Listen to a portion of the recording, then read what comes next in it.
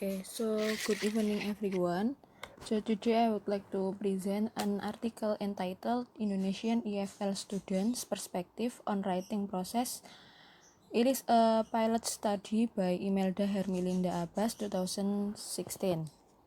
So this paper is on the pilot study of a dissertation that the researcher conducted in order to understand the EFL Indonesian students' perspective on the writing process.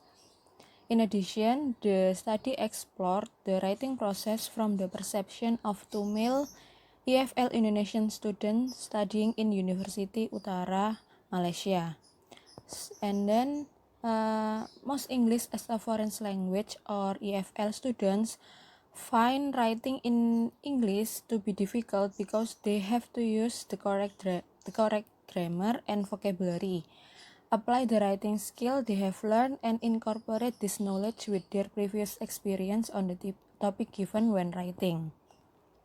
Moreover, the reason why the researcher conducted this study is because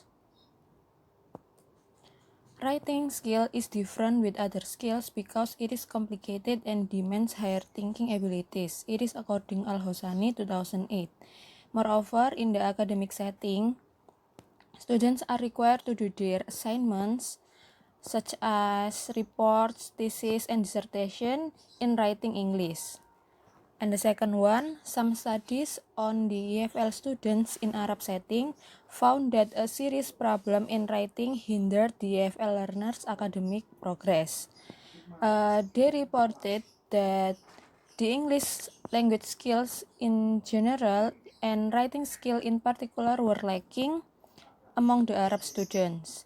Moreover, the teachers were faced with the challenge of developing their students' writing skill because they were not aware of the writing process, skills, and knowledge that are involved in planning, drafting, revising a text.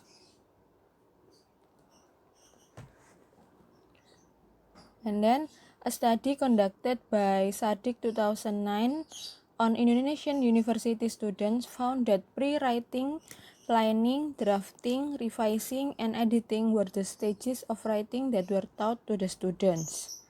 So she discovered that problems in writing were associated with limited knowledge of writing strategies, problem with grammatical structure, and low interest in writing. She also discovered that the students did not realize that writing is time-consuming and tedious. And then, Mr. Zuhairi and Parlindungan 2014 conducted a study on secondary school students and found that the students lack in the knowledge of writing. So the students were found to use self-monitoring strategies and correct their mistakes by reading, rewriting, noticing mistakes, and paid a great deal of attention to linguistic aspect of English, which occurred only at the editing phase. And the last one, a study done by Setiono 2014 on the teaching of writing at the high school level found that the product-based approach of writing instruction was still being practiced in most schools. So it was found that the students were not given ample time to write to produce a final product of writing through revising process. So therefore, these findings inspired the researcher to explore the writing process from the EFL Indonesian students' perspective. And the next one is research questions. Because the research question is not explicitly written in the paper, we can conclude from the introduction that the research question is what are the EFL Indonesian students' perspectives on writing process? And the next one, theoretical framework. The first one, writing process is defined as a series of operations leading to the solution of a problem. The process begins when a writer consciously or unconsciously starts a topic and is finished when the written piece is published. It is according to Graves, 1983, page 4. And the second one, in early 1982, Berlin introduced a developed model of writing that focused on the process composing elements, that is, paying more attention to writer, reader, authenticity, and language in written text.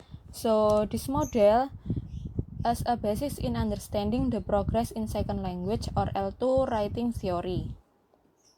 And the third one, the process approach in L2 writing consists of systematical, persistent, and contextual aspects, which include building and applying of knowledge in an encouraging classroom atmosphere for students to complete the writing.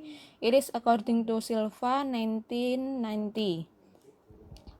And then the last one, in Indonesia context, the approaches of controlled composition, where learning to write in English is mainly through teacher-directed instructional approach with an emphasis on the students' final writing products, are still practiced at the school and university levels. It is according to Ignatius 1999, Latif 1990, and Sulistianingsih 1997.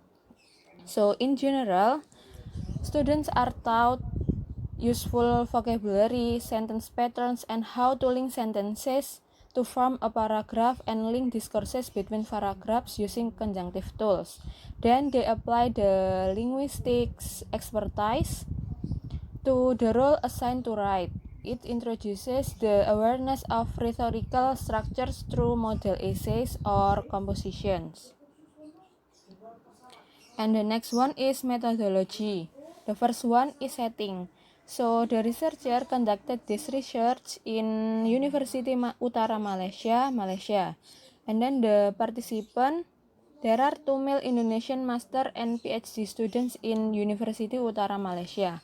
The researcher used propositive sampling for this pilot study to select the postgraduate students as participants for the study through careful consideration. And moreover, the researcher also used pseudonyms to refer to the participants as Sukarno and Suharto. The purpose of using pseudonyms is to make participants feel comfortable answering interview questions. And the third one is the data collection. The researcher used in-depth interview to collect the data. The data were obtained through in-depth interview with 2 participants. Each participant, the interview session was conducted face-to-face, and the purpose of the in-depth interview was to understand in detail the perspective of the participants going through the writing process. With each participant, the interview session took about 15 until 20 minutes, both videotape and audio tape. Semi-structured interview was used with 15 questions and prompts. And the last one, the interview questions were adapted from Al-Hosani 2008. And the last one is the data analysis. I will explain it in the next slide. So the first one, the researcher followed some the steps suggested by Cohen, Manian, and Morrison 2007 in analyzing the interview results and adapted some from Al-Hosani 2008. And the second one, after that, the researcher classified the interview data into 3 themes. The first one, feelings and attitude toward writing, and the second one, learning experience in writing, and the last one, knowledge about the writing process.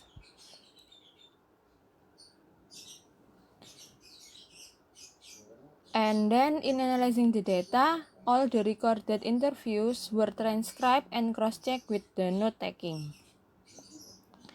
And then the findings. As stated in the data analysis, the researcher classified the interview result into 3 themes. The first one, feelings and attitude toward writing in English. So both participants had positive feelings and attitudes toward writing in English and their experiences in writing in English. So it was proven that both of them liked writing in English and tried to develop their writing skills. And the second one, learning experience. Both participants had attended some writing classes during their undergraduate and master studies. Their teachers did not mention or introduce the terms of writing process to them. Their teachers only explained that writing should consist of instruction, body, and conclusion paragraphs, and that in writing a paragraph, a writer should consider about the unity of paragraph coherence and how to link each paragraph. In addition, they were taking master or PhD degree in University Utara Malaysia. So for them, writing was fun and enjoyable because writing involves grammar, building the words into sentences and into paragraphs.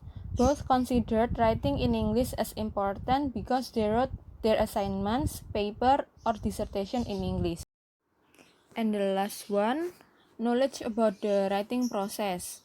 Both participants use brainstorming, drafting, pausing, revising, and editing in a recursive order. However, each stage has different purpose. So, for example, Sukarno used brainstorming to find information related to the topic, and by associating or visualizing the brainstorm words that he found related to the topic, while Suharto used brainstorming to find some relevant information from the internet and to understand the ideas and the problems. Sukarno used pausing stage in order to find more relevant information to develop his ideas and for editing and revising purposes, while Suharto used pausing stage to discuss his difficulties in writing with his colleagues or friends to get more ideas to edit and to revise. And then the conclusion. So from the result of this study, it can be concluded that both participants had positive feelings and attitudes toward writing in English. The learning experiences of both participants were varied. During their undergraduate studies, both participants attended some writing classes. However, they were not aware of the writing strategies and writing process because their teacher did not mention or introduce the terms to them.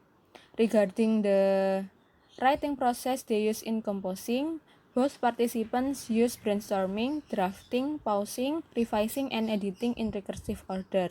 So I think that's all from my presentation. Thank you.